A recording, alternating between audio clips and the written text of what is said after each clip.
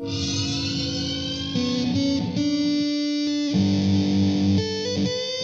welcome to the Freak Show. Bumpy McSquigums here. I want to thank you all for joining me as I do something totally different, completely away from the norm, something that you guys have never quite seen before, at least not from me. And I have no idea how well this is going to be received, if anyone's going to like it, if they're going to get behind it, if they aren't going to like it. Let me know, guys and gals. This is the time that you comment down below after this video, or maybe after the series of 3 or 4 videos that I'm going to do. If there is interest and people want to see more, I will definitely play more. But this is a game that I played for a very, very long time. I believe it was well over a decade, and I really enjoyed it. It was a lot of fun. I played this in my teen years, I think even probably before I was a teenager, all the way into early adulthood and everything else. So, good stuff. I really like it. There are some things that I'm not particularly thrilled about with the game, but that's mostly has nothing to do with the game in and of itself. So we'll get to that at the end of the video. But for now, we're just going to hop in. I'm going to go through character creation. It's going to take a long time. There is a tremendous amount of information I'm going to be throwing at you that we have to look at and then we have to weigh and decipher.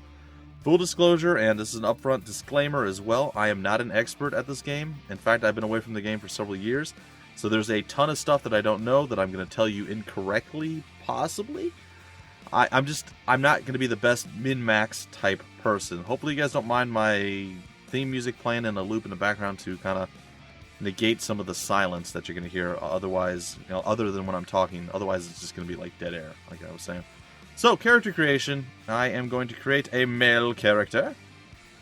Now this is a game that really hammers home and wants you to roleplay. So you need to stay in character 24/7. You can't talk out of character. There's like a whisper out of character thing if you needed to talk to somebody in-game about something else. But even your whispers and everything else, you're supposed to stay in character the entire time. So I can't stress that enough. This is a game that you don't just go, hey guys, how's it going? I just got done watching football and it was great. You can't do that. You have to stay in character. Has to be legit with what's going on in the game world, terms and phrases and everything else. So that will turn off several people right away. I understand that. But if you are looking for actual true role-playing and it's something that you've missed and something you want to get back to, this might scratch that itch. Anyway, we're going to continue on, and now we're going to go to next. Oh boy, there's so many options and there's so much information. I don't know how I'm going to sift through all this for you guys. I'll give you kind of just a short version of everything, but we're going to click on each and every one of these. I don't know who I'm going to play yet. I'll try to decide. I was leaning toward a ranger. I may still go that route, but we'll see. Anyhow, there's the warrior. He has his spheres of powers and strengths and stuff. His prime stats are constitution and strength, and his spell circles are minor elemental and minor spiritual. Warriors focus on arms and combat. They rely on strength, steel, and persuasive power on the edge of a blade. Devoting their lives to combat, warriors are the quintessential fighting machines. So, I mean, pretty much what you would expect. Any type of weapon you want to use, the warrior, short of like magical wands or staves or whatever the case is, the warrior is going to be able to use it, if it's a two-handed axe, if it's a giant club, if it's 2 swords, if it's a pole arm, any of those things can be used by a warrior. Most of the other classes can use variations of those, but the warrior is going to excel the most.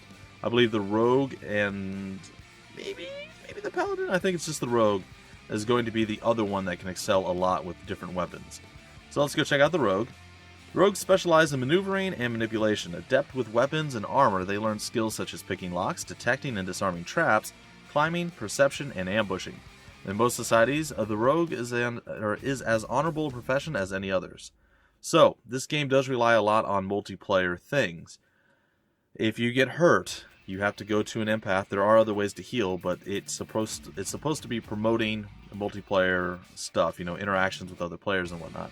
So if you get hurt, you go to like the town square center and you say, hey, I'm hurt. Is there any empaths around? And an empath will go, yeah, I'm available, whatever the case is. They'll meditate, they'll take your wound from you, and they'll heal it, and then you tip them, and that's kind of how the whole economy sort of works. Same thing with rogues, they pick locks. Wizards, I think, can also open boxes. Warriors can bash them open. So there's always some extra stuff you can do on top of just going out and hunting with the various different classes. Clerics are needed for bringing people back from the dead. When they die, you need to find a cleric and have them get healed up first, and then you bring them back from the dead. So this is definitely a multiplayer-centric game. You can play it single player. You can kind of avoid most people if you want. but it definitely promotes playing with others and building a relationship with them and everything else. So, moving on. Spheres' arms, just like the good old warrior. He's also got minor elemental and spiritual, but he's got agility and dexterity as opposed to strength and constitution like the warrior. And we're going to breeze through most of this. Sorry guys and gals, I'm a little bit stuffy, so I apologize if I have a few extra pauses in there. Spheres, elemental, so he is an elemental, magical type person. Aura and logic is what he needs. Major elemental, minor elemental, and wizard-based spell circles. Wizards use spells which harness the forces of nature for use in attack, defense, and utility purposes. They are adept in the creation and use of magical devices. Dismissing arms and armor, wizards are the masters of elemental magic. Then we go to the cleric. Clerics gain spiritual power through their service to their deity. Resurrecting the dead, communing with the deities, and banishing the undead are amongst their duties. Simple priests or valiant crusaders, clerics fight for the spiritual well-being of all. Of course, their sphere is going to be spiritual. They have wisdom and intuition as their primary stats. And their spell circles are major and minor spiritual and the cleric-based spells. Moving along, now the empath was my most successful. It's the character that we'll say empathize. It's the character that I synergized with the best. It's who I played the most. It was my main character when I did play this game frequently. So an empath transfers wounds from others to their own body and then uses their spiritual magic to heal themselves. Though primarily healers, they do have access to spells that are useful in combat. Selfless and true, empaths gain rewards from the gods and from those that they help. Spiritual, again, is a sphere, wisdom and influence for them. Major spiritual, minor spiritual, and empathic-based spells. Then move on to the sorcerer. Now, the sorcerers are kind of a mixed class. They are both spiritual and elemental, as you see with their spheres up here. They have aura and wisdom, and they have access to the minor spiritual and minor elemental spell circles, as well as the sorcerer-based spells. So they're a bit different, but we'll read about them here. Sorcerers rely on spells of both the elemental and spiritual spheres. Difficult to learn early on, they have the potential to be extremely powerful and deadly. Ruthless and cruel, sorcerers are masters of disruption and destruction. They are kind of fun to play, but they used to be really rough to start off with. Now they've made it a bit easier for magic casting classes to survive and do better and have an easier time early on in the game, which is good because it was very needed. Before, it was basically you had mana to cast and everything is a bit slower in the game, so it's like a real time of somewhere between like a minute and a half and like 2.5 minutes, where a mana pulse would go out, where you would actually regain a little bit of mana. So you start off with like 3 or 5, maybe 9 mana, something like that. And you're able to use, like, your first spell that you get only costs 1 mana, so you're able to cast it 9 times. After that, you're pretty much done. So maybe you get 12 casts out of that. If that's only enough to kill 5 creatures, you're not going to have your full amount of experience. You're going to have to go back and rest and all this other stuff. It gets crazy, but they've fixed a lot of that stuff to make it a little bit more viable for the early on spellcaster. Go check out the Ranger. Now, the Ranger is what's considered, I guess, a hybrid class. Same thing with the Bard, the Paladin, and the Monk, I believe. These two, I don't know anything about the Paladin or the Monk. I haven't actually played with them at all. Sorry about that, folks. Anyhow, Rangers combine skill at arms with spiritual magic. They are very adept at maneuvering and using magical and mundane devices. One with nature, Rangers are exceptionally powerful in the outdoors. They have arms and spiritual as their spheres. They have dexterity and intuition as their prime stats, and minor spiritual and ranger-based magic. Now, if you guys will forgive me here, I'm going to do something to make this a little bit easier to see. I'm noticing that it's a bit small, so I figured why not increase the size of it, just so you guys can see it a little bit easier. I figured this would be easier if you want to read it for yourselves or what have you. We'll move on to the Bard, arms and elementals. So basically, Rangers are spiritual in arms, and the Bards are the elemental in arms. Bards also have spell songs and all sorts of other cool things that go with being a Bard. So it's one of the cooler, but one that I just didn't do super well with, classes. So arms and elemental, influence and aura are the prime stats. You have minor elemental and Bard spell songs as the spell circles. Bards combine skill at arms with elemental magic. Their spell songs enhance the abilities of the Bard and their party. They are masters of lore. Bards are adept at revealing the secrets of magical items. So you can actually sing to an item with like a spell song. I don't remember exactly what it's called. But you can get like the value of it, you can get the weight of it, you can get like how enchanted it is, and all sorts of stuff. So it's a pretty cool little thing. Now, again, I don't know anything about the paladins or the monks, but the paladin seems to be champions skilled in the ways of combat. Their prowess is guided by the calling of a patron deity imbued with spiritual energy. Paladins have access to the paladin-based spell circle and minor spirit spell circles. They are arms and spiritual. They have strength and wisdom as their prime stats, and minor spiritual and paladin-based spells. And then finally, the monk. Monks are masters of the minimalistic approach to combat, specializing in unarmed combat.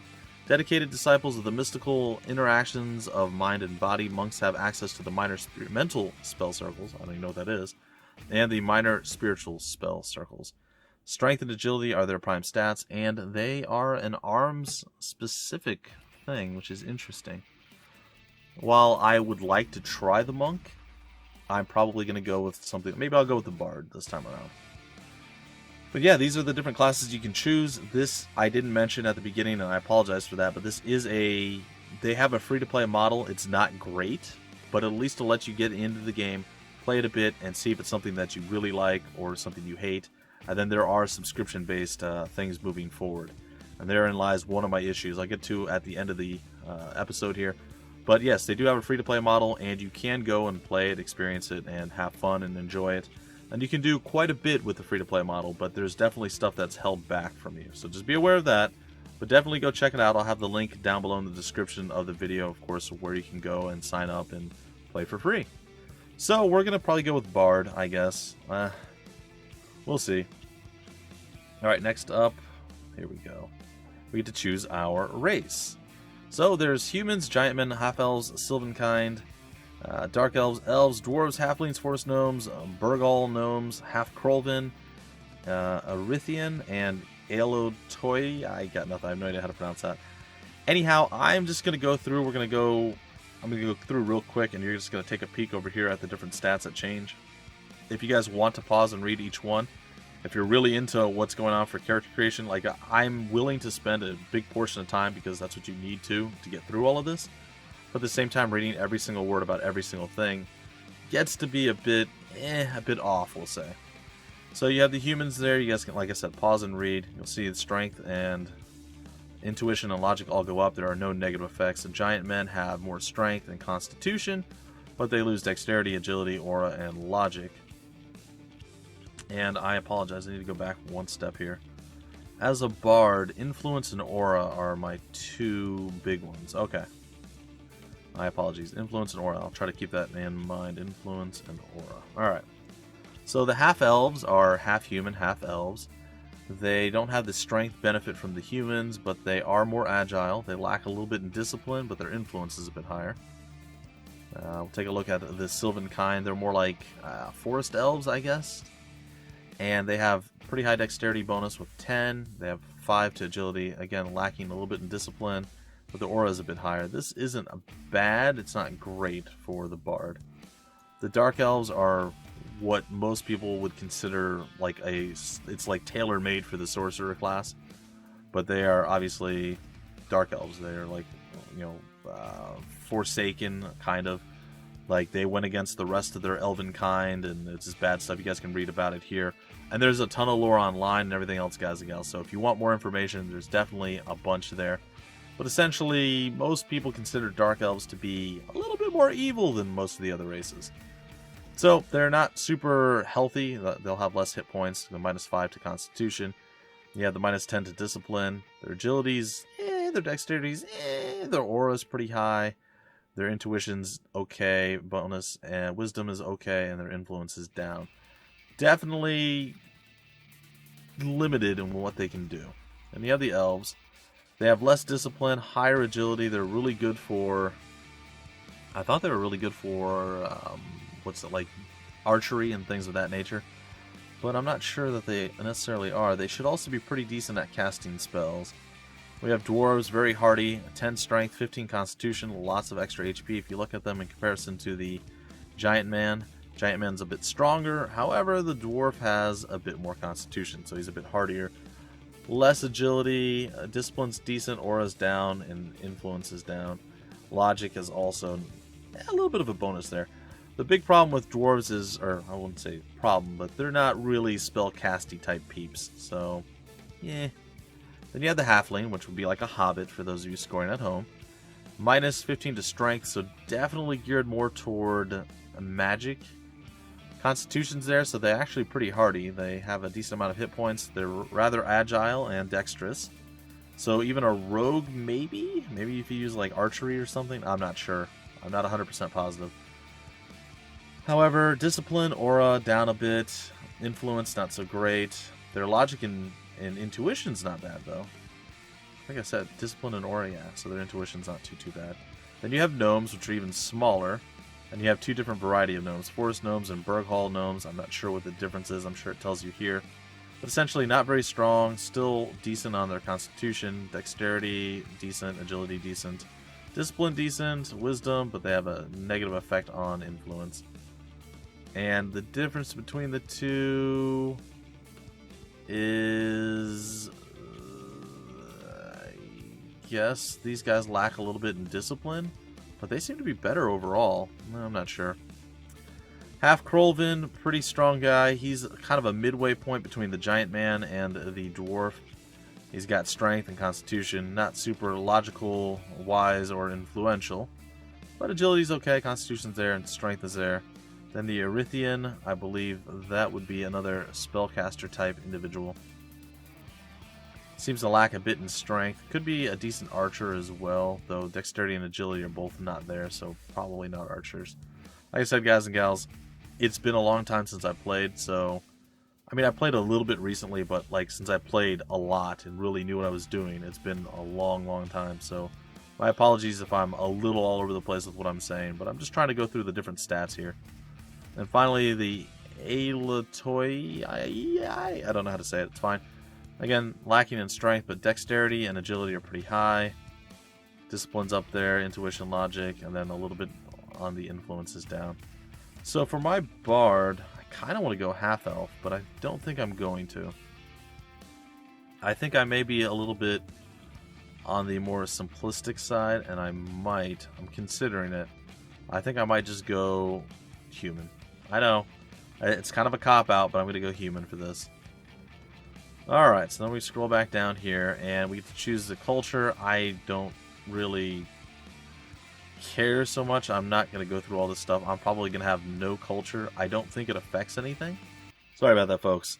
Anyhow, if you really want to get a lot of control over your backstory and you want to have like a specific thing, like the Church of Koar and all these other things, you can definitely dig into all of this. Like I said, you probably would play a little bit more, and then time you create a second character or something, or you decide to restart or whatever the case is. Say you played like a giant man cleric and you're like, don't like it. Then you decide you want to start a new character, but you know a little bit more about the world and the culture and everything else. You can more tailor make your character to fit a specific thing. Me personally, I prefer to kind of have the cloaked in mystery thing. It's just what I prefer, so I usually go that route.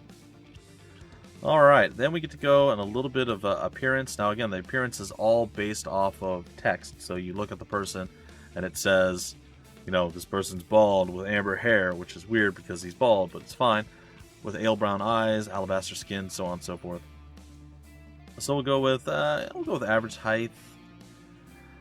Oh, I don't know. I suppose we go with, we're a bard, so very long hair, I guess. We'll go with, oh, yeah, why not copper red hair? Sure, we'll go with blue-green eyes. No. Gray-green eyes, there we go. Our skin will be, alabaster's a bit much. How about fair-skinned? And facial features, guys and gals. We'll go with we'll be clean shaven. That's a rarity for me. I always likes to have me some face fuzz. It's good stuff. All right, we're gonna have our hair texture is gonna be straight, silky, unruly, tied back. How about tied back? Hair quirks, tied back, worn in a ponytail. Let's see, our eyes are going to be piercing. Our nose is going to be, why not classical? Sure. And a distinguishing mark. Oh.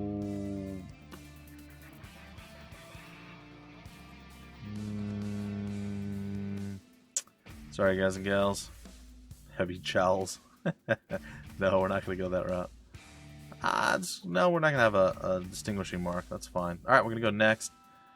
Now, here's where it gets a little bit tricky. It does actually leave this here. So I like doing this through the website versus the wizard front end that I use. A lot of people will tell you that's not the way to do it. I probably would have to agree. The wizard front end is the old school way of doing things. It's the way I learned, the way I played for years and years and years. It is definitely outdated, and the newer stuff is better, and it's a lot easier for newer people. I'll maybe eventually migrate to the newer stuff, but for now, once we get done with the character creation, the next episode will be hopping into the wizard front end, and that's going to be how I will end up playing. Just so you guys know. Alright. So, we have 440 points that we can use. If you're absolutely clueless, you have no idea what you want to do, you can go and auto-assign, and it will automatically give you a bunch of stuff. Now, the downside to that is I think it also auto-assigns skills in the next area, and that might cause you some issues. But if you're making a character, there's a ton of guides out there that can tell you the best way to create characters, or at least variants on the best ways, because there's always somebody who thinks this is better, that's better.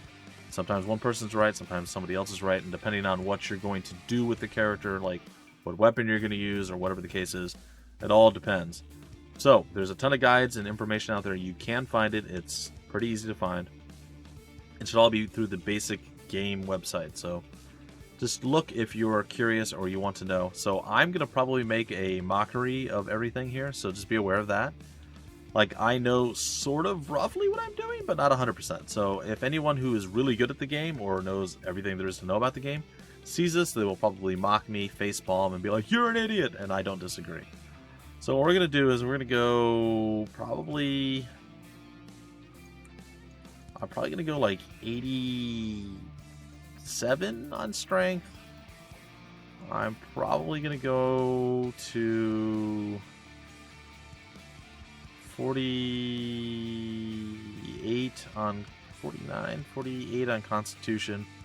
I feel like Constitution's somewhat important, but not horribly so. Go a bit more into Dexterity.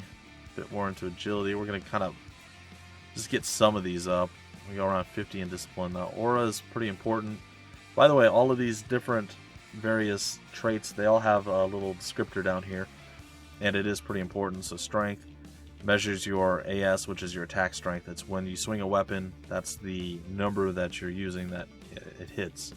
So if your AS is higher than their DS, your attack strength is higher than their defense strength with some other factors mixed in, and you roll higher than a 100 as your final roll, like after all the calculations and everything else, you'll hit the target for so much damage. The higher past 100 it is, the more damage you're going to do, so on and so forth. You'll see how it all works, guys and gals. I promise. I promise. Alright, so we're going to read real quick. So that's the measure of your attack strength and how much weight you can carry. Constitution is the measure of physical durability. It helps with disease, critical hits, and maximum health points. It also affects encumbrance and some maneuver checks. Constitution does not affect a character's stun and hit point recovery rate.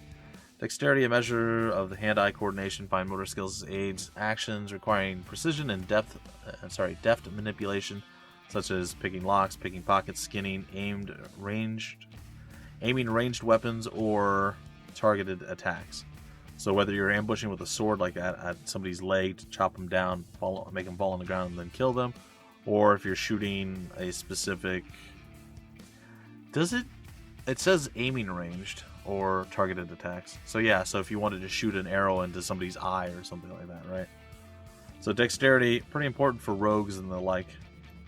It's also a physical skill, and it'll give us more physical training points versus some of the mental skills here, giving us more mental training points. Alright, agility is a representation of grace and motion and general nimbleness of the body. Actions requiring balance, maneuverability, or quick reactions are based on this attribute. So this is the stat that you need to make sure you have a higher defensive strength. So I'm probably going to put that one up to 80. Maybe 86, something like that. Dexterity I'll probably do to like 73. I don't know if dexterity is as important. Oh, these are both for... it's fine. We'll see. Alright, discipline is a measure of the character's force of will, determination, and ability to focus on task at hand. It's used in many systems, including the amount of experience gained before needing to rest, and attempts to resist mental or emotional-based attacks. So I guess that's okay. Again, I'm not amazing at this, so bear that in mind. 83, logic. Alright, so what is aura? Aura is a measure of the character's innate connection to the spiritual, mental, and elemental magic that is woven throughout the world of Elanthea. Elemental magic is strongly tied to aura, and a character's spirit points are determined based on this stat. Okay. We have logic, a person's capacity for critical and rational thought. Logic affects how much experience is gained before needing to rest. Experience absorption. Okay, absorption rate, and the ability to activate magical items in the scroll. Oh, that discipline was that too. Oh, it's included in that. But it's logic that really dictates that. Or is it logic or intuition? It was logic, right? Yeah. Okay. Well, logic I don't feel is super important, so maybe we'll go like 60 there. We'll see. Again, I apologize if I'm steering anyone wrong. I'm doing this without any kind of guide or anything else, so I do apologize.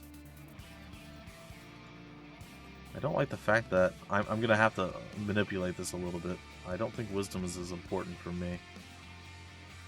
Definitely want to get influence up there.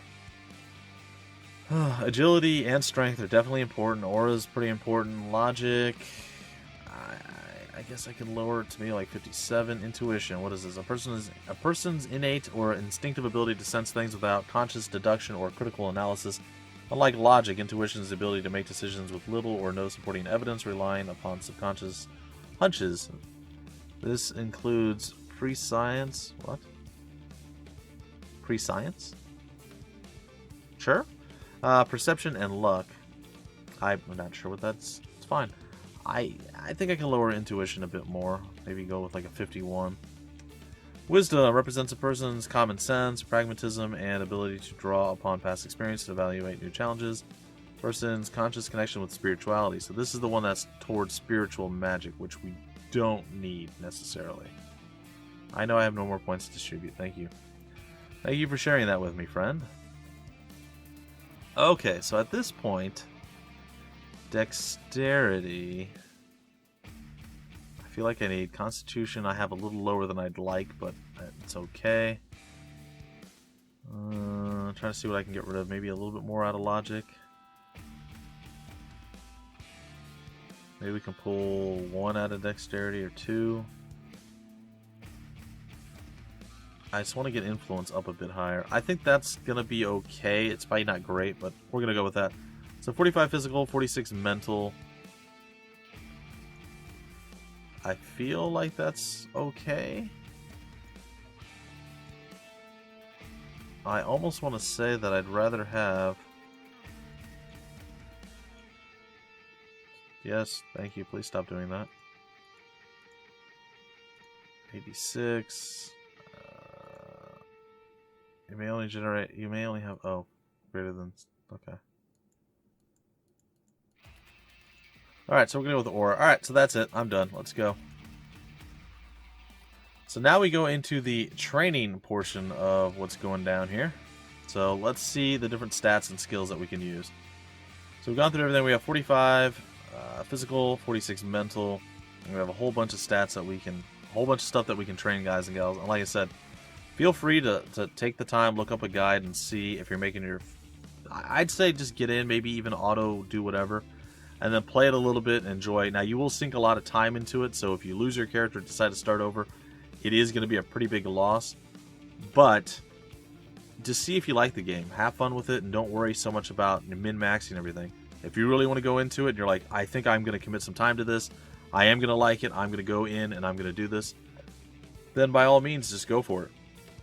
Just go in and say, alright, I'm going to go look up a guide and see what the best way to use to have a ranged bard, and see, what the best build is for that.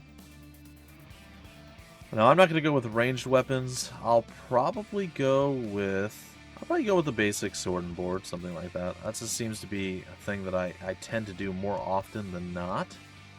I don't use a lot of blunt weapons, and I'm curious to try it, but I don't think I'm going to. Like, one day, maybe. But I feel like right now that's not the case. So yeah, we'll go with the traditional edged weapons. So I'm going to go and I'm going to max this out. A lot of people wouldn't like to max that out, but I'm one of those people who do. Go 2 points up into armor, 2 points up into shield. I feel like we're... Oh, it's not detecting my mouse correctly. Like, I'll do 2 clicks and it'll do 3 or 4. Could be my mouse is having issues or any one of a million other issues. Alright, so the way I tend to level up is I'll go with like my physical combat things that I find to be the most important. That would be like armor use, shield use, and edged. And then after that I tend to go down and I tend to learn my first spell. So you start off at level 0 and then you have to get to level 1. So what I will more than likely end up doing is just I'll get the elemental, minor elemental. And that'll be it for this level, and next level I'll get the Bard Spell Song research. Okay, and we are an elemental group, so none of this stuff really matters. I'm probably going to go back and get some combat mastery, because I feel like that is pretty good. We need some physical training. This gives us HP. You can click on any of these things, it gives you a little pop-up. Skill and physical fitness is the primary factor that determines how many hits your character can withstand before succumbing to unconsciousness, shock, or death. Every time you train in this, you achieve increases in the amount of health points you have. You can increase your health point total by an amount determined by your race. 1 to 10 points each time you train this. So that's your HP. You definitely need to get some points into that. Now you can go with dodging as well. I don't know, like if you have a shield, do you need dodging? I don't know. This is one of the mechanics that they kind of implemented right when I was kind of leaving, so I'm not sure if you need dodging if you have shield. I want to say probably, but I don't know. I do want some combat maneuvers. Yeah, we're going to use basically if you run out of physical, so over here it's like 4 and 4. If you run out of physical, you can actually use double the mental points to use the physical. So say we had like 20 mental points and we had 0 physical.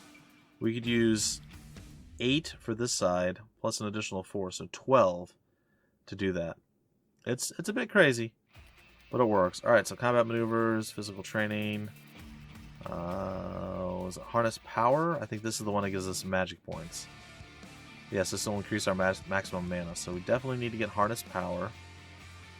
And that doesn't give us much left in our tank of things that we can do. Like I said, I could be doing things completely wrong, guys and gals. I've been out of the loop for a very long period of time. So my apologies if I do anything completely wrong or silly. I sort of want to go with perception. I don't know that I need to, though. I'm not sure. Let's see what perception says. This skill affects how much information your character can gather from the environment. Searching an object or an area, object, or being can reveal important features that you can use to your advantage. Search, examine, perception. I mean, I think we need some perception no matter what. I'm just not sure that now is the best time to get it. Why not? Let's just get it. Okay, now I'm not sure exactly how this is going to work. When I hit the next button, we're going to have to name the character, and unfortunately, I don't have a name prepared. So that's unfortunate, but I think we're going to go with Bumple Song. Why not? Bumple Song. It's a terrible name. I don't like it at all. We shouldn't do it. Maybe Bumples? Bumpless. Bumples. Probably not going to work. Hey, it worked! Alright. Character is being created. Oh, it's unavailable. Okay, that's what I figured it would be. Bumplinth. Bumplinth. There we go. Because that's totally a normal name. Here it is. Alright, so I don't know what's going to happen when I hit this, but we're about to find out. Okay, so we're launching... Is this the Stormfront? I think it is. Alright, so this is not going to be how it is when we come back in the next episode. So keep in mind that, yes, it's off the screen a little bit on the left and on the right and on top and the bottom. It's okay because it's going to be completely different when we do return. But for now, that is pretty much going to do it. I'm going to right now accept this offer. As you can see here, there's a sprite that's basically the tutorial. I have to hit accept right now. And there it is. And it's going to just show a whole bunch of stuff. So, I'm going to pretty much break off the episode right here. The game, once again, is called Gemstone IV. It's by Simutronics. It is a fantastic text-based game, or a MUD, if you will. And there's a lot of different ways you can enjoy it. There's a ton of characters. There's a ton of specializations. You have the different classes. You have the different races. You have, like, literally control of your entire character, from the stats that you build to the skills that you get, the type of weapon you want to use to hunt with. There's just so much to the game. There's so much information out there to find. If you have any questions, you can definitely look it up. Like I said, I am by no means an expert. In fact, I'm probably quite terrible at the game. But I had a blast playing it, and you can still have fun even if you don't know 100% what you're doing. There's a whole gigantic world that you can explore and discover here. I highly recommend everything about the game itself. The problem that I have, and I'm not going to go hardcore into this or any super big details, but while I appreciate them giving us a free-to-play model, allowing us to return to the world of Atlantia and have fun and play, it does limit a lot of what you can do, including, like, you can't get spell up things to make your defense or attack stronger from other characters, unless you find certain, what are the licenses or whatever they call it, where they give you this extra stuff to do that. Additionally, you can't, there's just a bunch of stuff that you can't do. Like I said, I don't want to harp on it too much. You can still have a fun experience, especially if you don't know what you're missing. If you really do like it, you can get a subscription. The subscriptions are great. They do offer the second and third subscription options offer a ton of stuff. The first one offers very little, bare bones, basic. But my big problem comes with the price tag. Like I said, I'm not going to go into massive detail or tear the game apart about it. It does have a very limited fan base, but I think they shoot themselves in the foot with keeping the price tag so high. So essentially, with your first initial subscription, all you get is a single character. You can add additional characters for like $2 a month. And then the next one up is massively more expensive. But it gives you a tremendous amount of stuff. Like, it's a good value. But again, I still feel like the price point is too high on all three of the options. So if they would ever tailor that back, I would 100% still play this game to this day with all my main characters and everything else, my 2 accounts that I had. Like, I really love the game. It's a fantastic game, very enjoyable, highly recommended. Everything about the game, I just hope one day that they pull the prices back and they just make it a little bit more accessible to new players, give them a chance to actually try it without the hindrance of the free-to-play model. But like I said, you can still have fun with it, everything else. I'm going to stop talking in circles. That's just kind of what I wanted to say. All the information down below in the description of the video will be there for, you know, where to get the game, where to sign up, all that stuff. So you guys can try it out for your very own selves. If this does catch fire, I don't want to say catch fire, but like if there's a lot of desire to see more of this and that people really like the whole MUD experience and what I'm providing coverage for and everything else, perhaps I will start trying to set like a specific day or time where I'll be on. People can join me. We can go on adventures or hunt together or whatever the case is. And you guys can be in the videos that way and everything else, and just be fun time all around. So again, if this is something you guys want to see continue, you need to leave comments down below. Let me know what you think. And if you're kind of not sure right now, wait until the next 2 or 3 videos come out.